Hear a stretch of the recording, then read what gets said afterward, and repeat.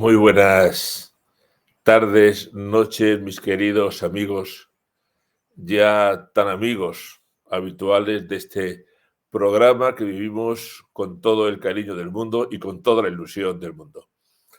Comenzamos rezando siempre y pidiendo a la Virgen María que nos acompañe ahora y siempre, por supuesto. Dios te salve María, llena eres de gracia, el Señor es contigo. Bendita tú eres entre todas las mujeres, y bendito es el fruto de tu vientre, Jesús. Santa María, Madre de Dios, ruega por nosotros pecadores, ahora y en la hora de nuestra muerte. Amén. En el nombre del Padre, y del Hijo, y del Espíritu Santo. Amén. Pues, por las noticias, que luego el tiempo, hermanos, se pasa volando. Siempre la primera paradita en Roma, para ver qué se cuece junto a la cátedra de Pedro. Y hoy, esta noche, vamos a comenzar dándonos un paseo en barco por Venecia, porque el Santo Padre ha tenido una visita a esa preciosa ciudad. Y la verdad es que contentos, porque el Papa llevaba 7 meses sin salir de Roma. El hecho de que haya efectuado este esfuerzo, hombre, indica que está mejor de salud, lo cual nos alegra mucho. Sí es verdad que según algunos medios italianos, que recoge el amigo Spécola de Roma, Info Vaticana, ya saben, la asistencia de público ha sido justita, ha sido justita. Se hubiera esperado más, pero bueno, el Papa ha ido a Venecia y contentos. Y el 18 de mayo tiene previsto ir a Verona, donde va a permanecer 9 horas. Va a tener un encuentro con sacerdotes, se va a reunir con los jóvenes, tendrá un encuentro Arena por la Paz, comerá en la cárcel, donde va a estar con los reclusos, y termina con la misa. La verdad que van a ser 9 horas muy intensas. Esperemos que el Santo Padre lo pueda aguantar bien. Y leo en el diario ABC de Madrid, España, que parece que le están preparando relevos en la curia. La curia es el gobierno de la Iglesia. Ya les he comentado en algún momento que el Papa, para el gobierno de la Iglesia, se apoya de una manera especial en un grupo de cardenales que lo llama el C9. Y van a quedar 2 vacantes en ese consejo. ¿Por qué? Pues porque los prefectos de las distintas congregaciones, los antiguos dicasterios, deben presentar la renuncia al llegar a los 75 años y, desde luego, no deben tener ningún cargo a partir de los 90. Siempre curioso. Por aquí, a partir de los 90, nadie puede tener cargos excepto el Papa que los pasa. Pero como es el Papa, sus normas las pone él y son distintas. El problema es que de los 18 prefectos, responsables de congregaciones, 4 superan los 75 años. Y por edad, el grupo del C9 lo tiene que dejar el cardenal O'Malley de Boston y lo tiene que dejar el cardenal Gracias de la India. Así que veremos cambios en el C9 y veremos cambios en algunas congregaciones romanas. ¿En cuáles de ellas? Pues una de ellas que se barrunta el cambio es en la Congregación para la Vida Consagrada. Bueno, ¿qué es eso? Pues es una congregación responsable de todo lo concerniente a los institutos de vida consagrada, el gobierno, la disciplina, los estudios, bienes, derechos, privilegios. Y al frente de ese dicasterio, pues lleva muchísimos años, desde el 2011, el cardenal Brad Diavis, que según ven ustedes la foto, es el que está a la derecha y con el pelo bien negro. El peluquín, dicen las malas lenguas. Y con él, a su derecha, está el obispo José Rodríguez Carballo.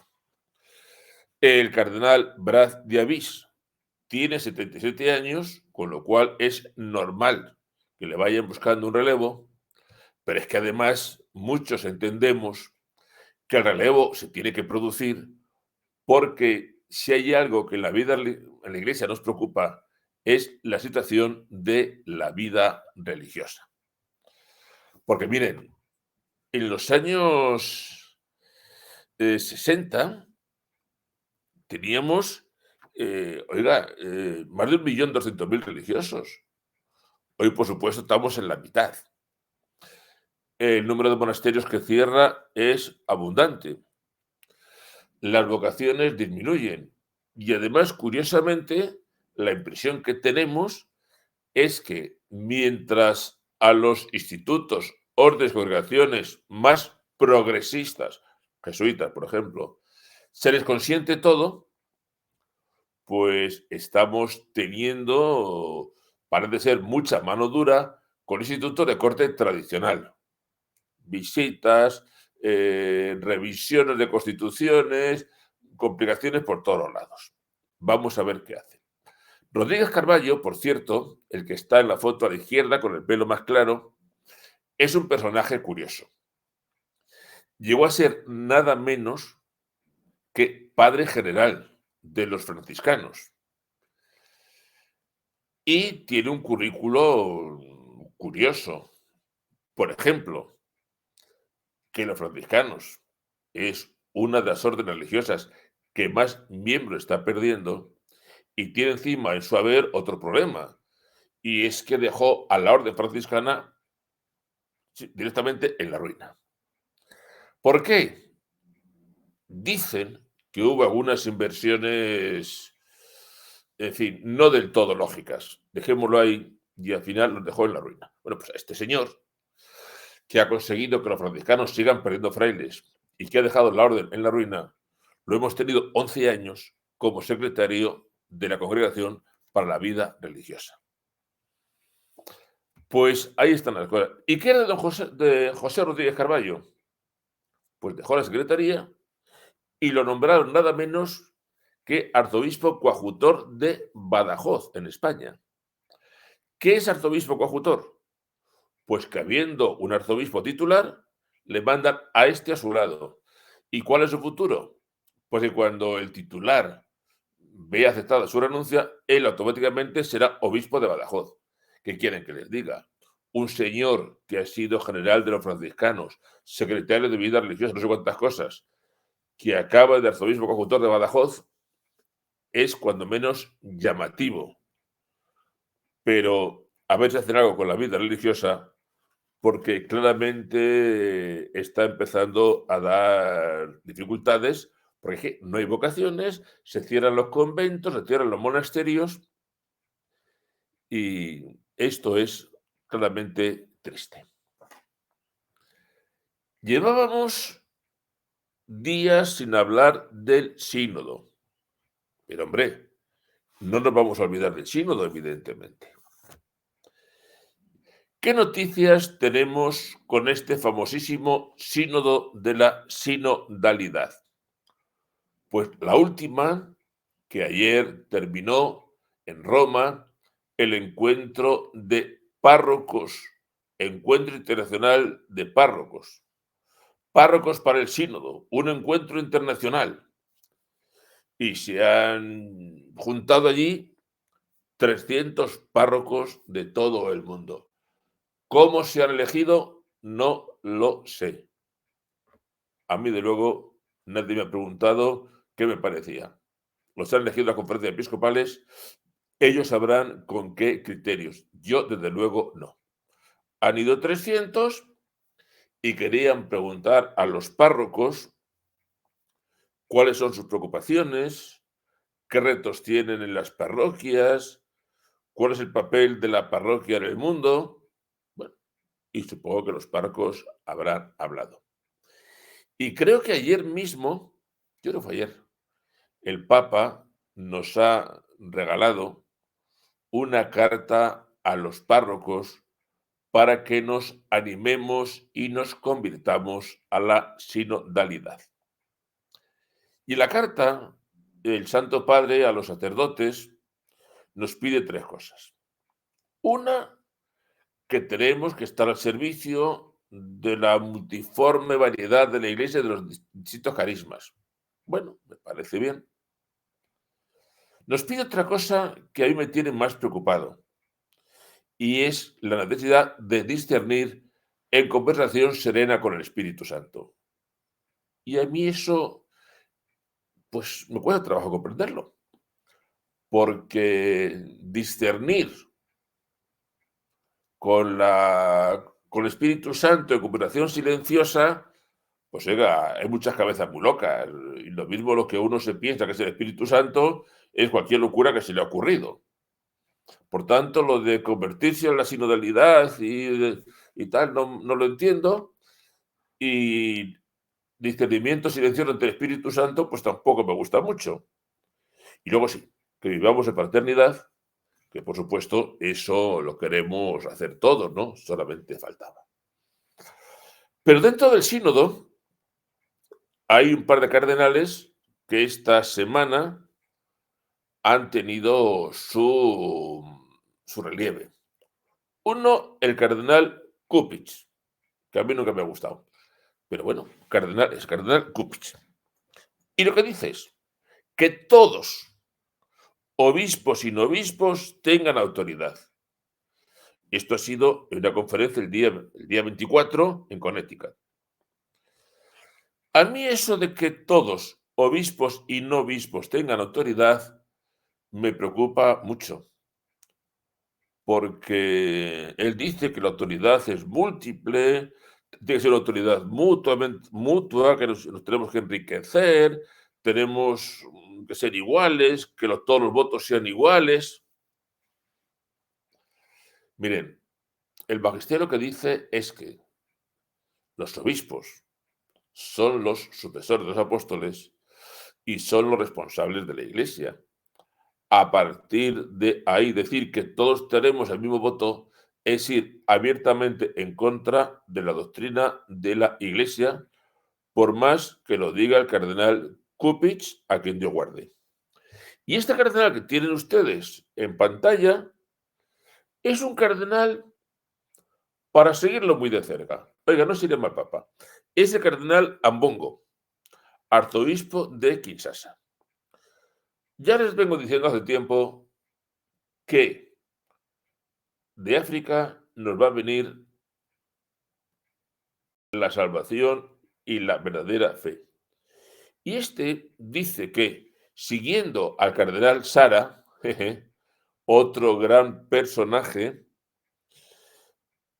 de nosotros tenemos que liderar la defensa de la fe católica y oponernos a los errores que le están produciendo. Y dice, todo lo que está afirmando el cardenal Sara es algo muy serio y yo le apoyo completamente.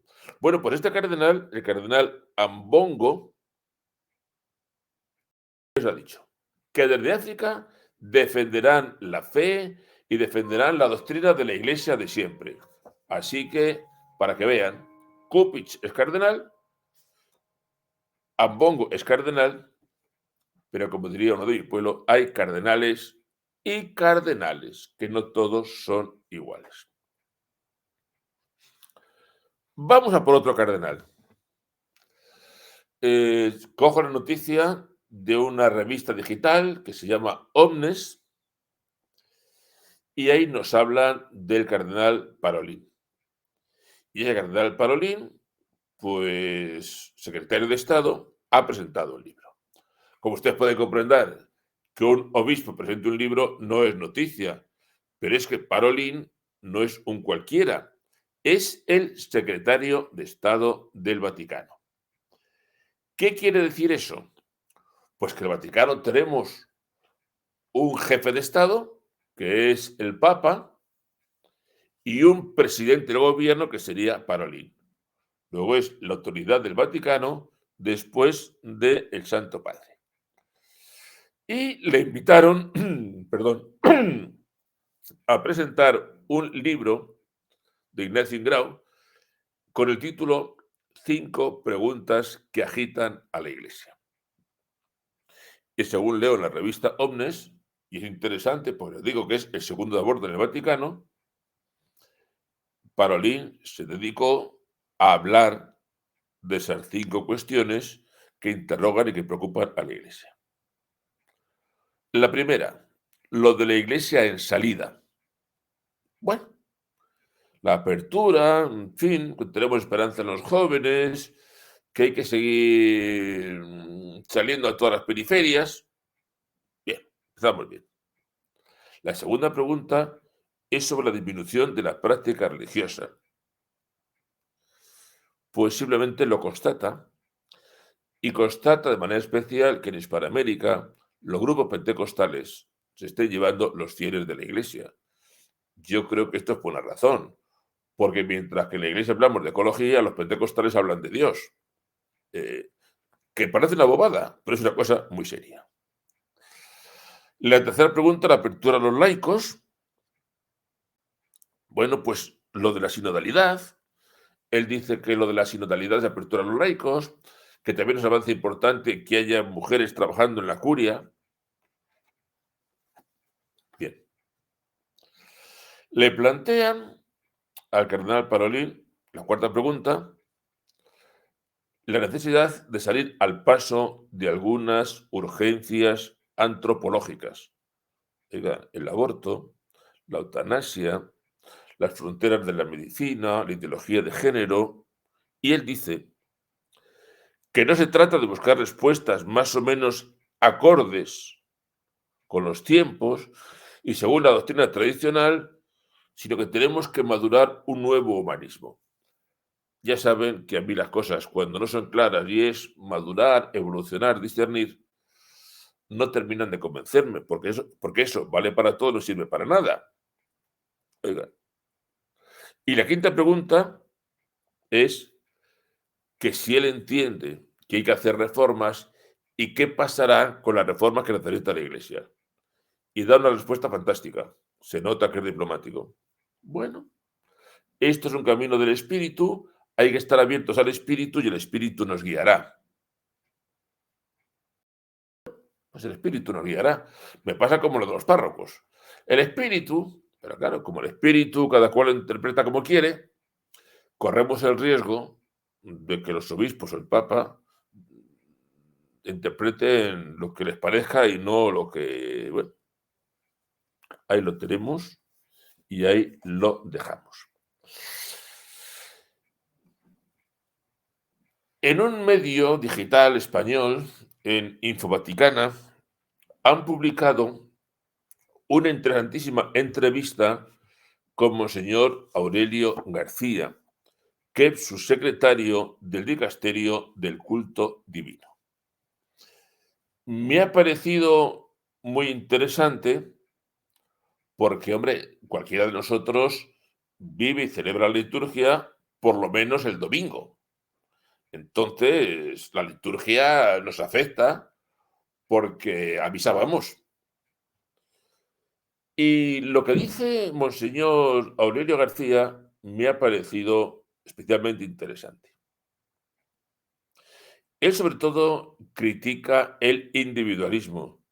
Dice, es que parece que cada uno puede decidir lo que le gusta y le apetece en la liturgia.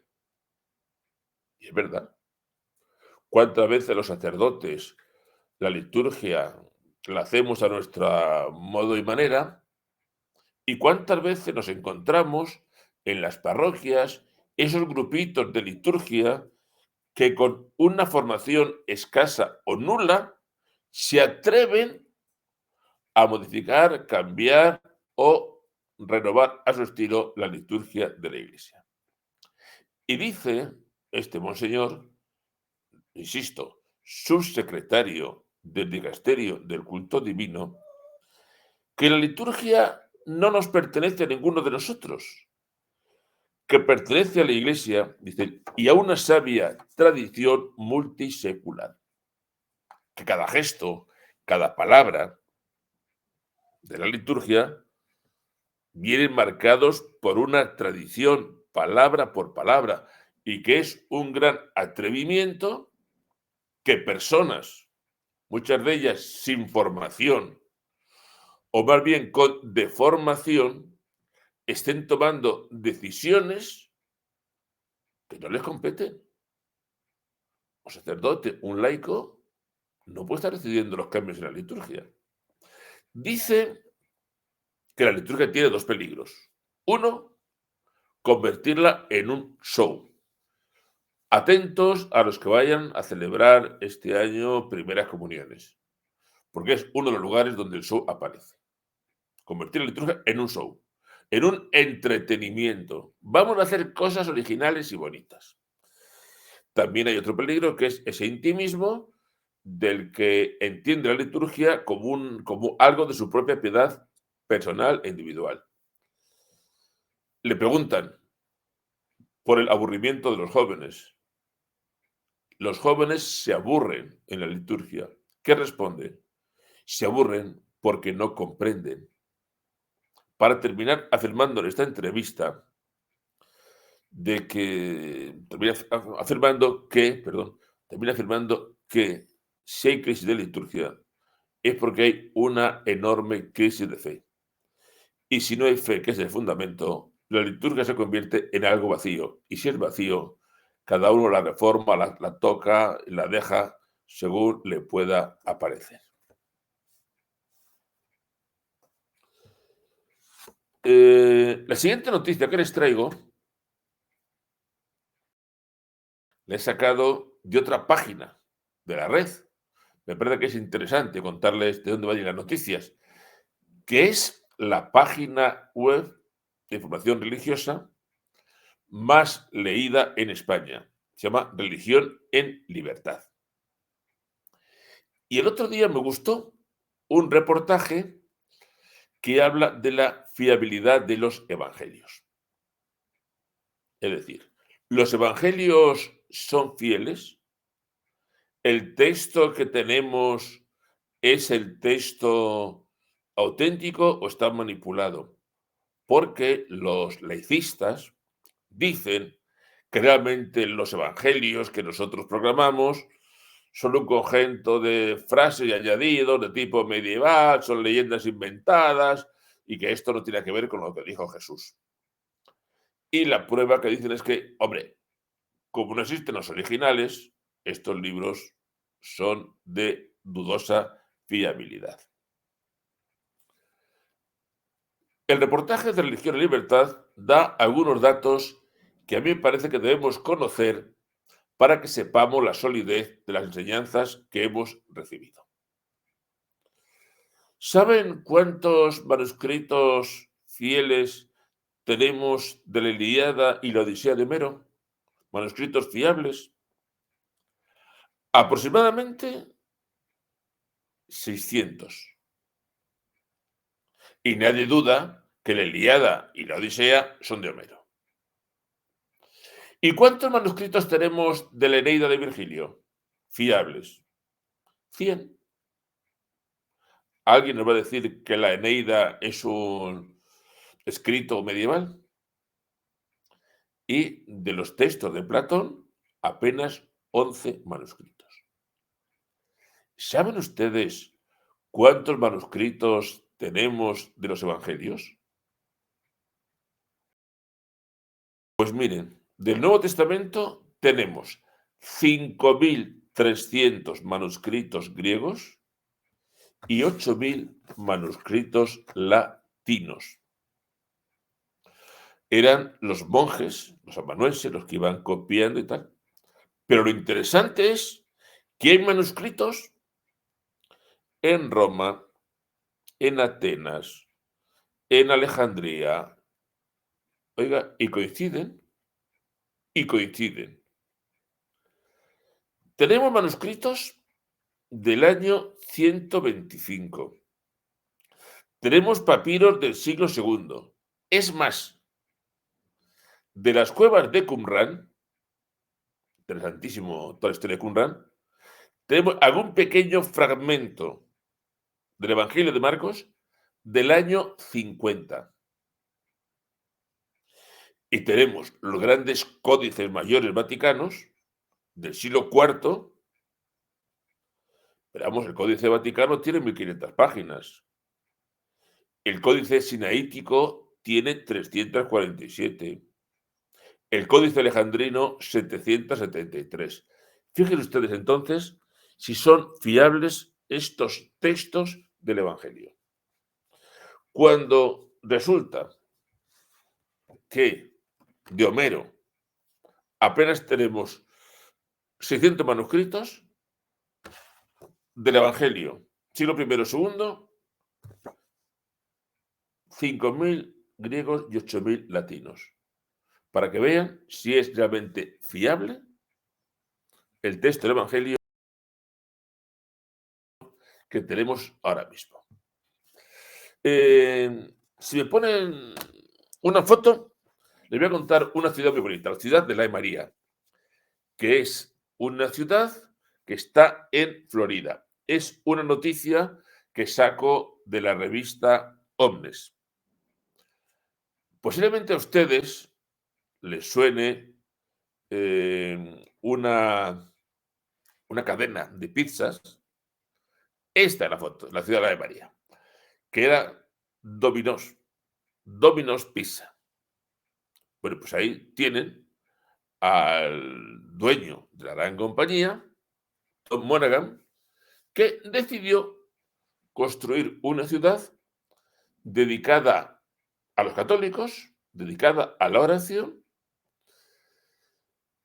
que tiene en el centro una enorme iglesia, y él hizo un desarrollo urbanístico de tal manera que la iglesia católica esté en el centro y que se pueda pasear y llegar con facilidad a ese centro desde todos los lugares de la ciudad.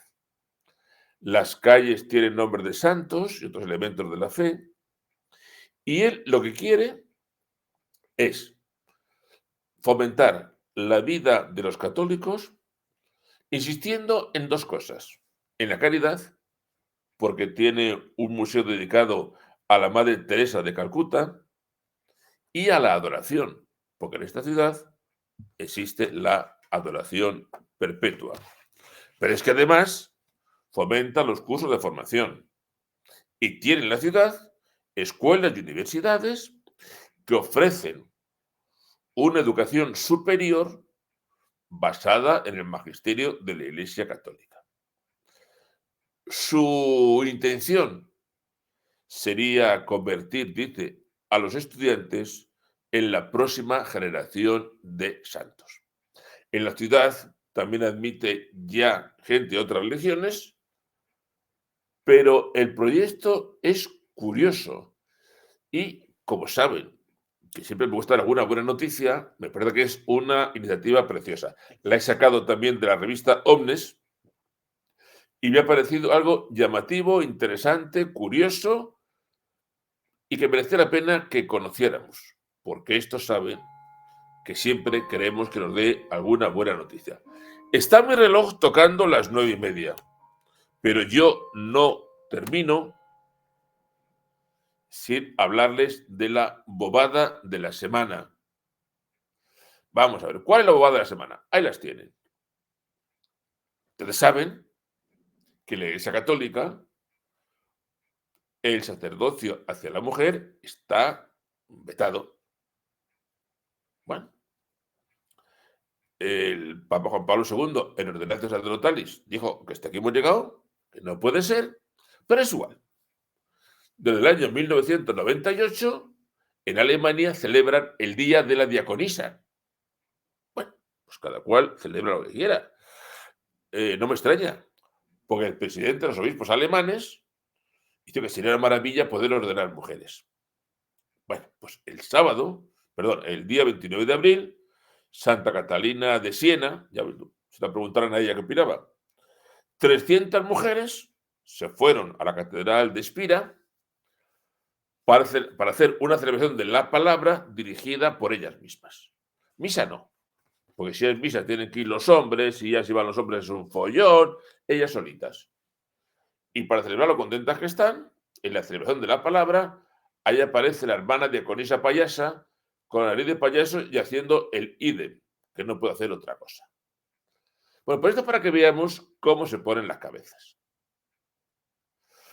Vamos a ver. Si San Juan Pablo II dice que está cerrado el camino de la ordenación de mujeres, ¿qué pintan estas señoras en una catedral católica? ¿Y qué pinta ese obispo que no pone un poquito de orden? ¿Y qué pinta la payasa esta? Digo payasa porque está vestido de payaso, haciendo el payaso en mitad de la catedral. Y quieren que esto ustedes lo tomen en serio, como una expresión de fe, como revelación de Dios y como una donación que el Señor nos hace. Esto es simplemente una memez, una bobada y de las gordas. 9:30 se acabó.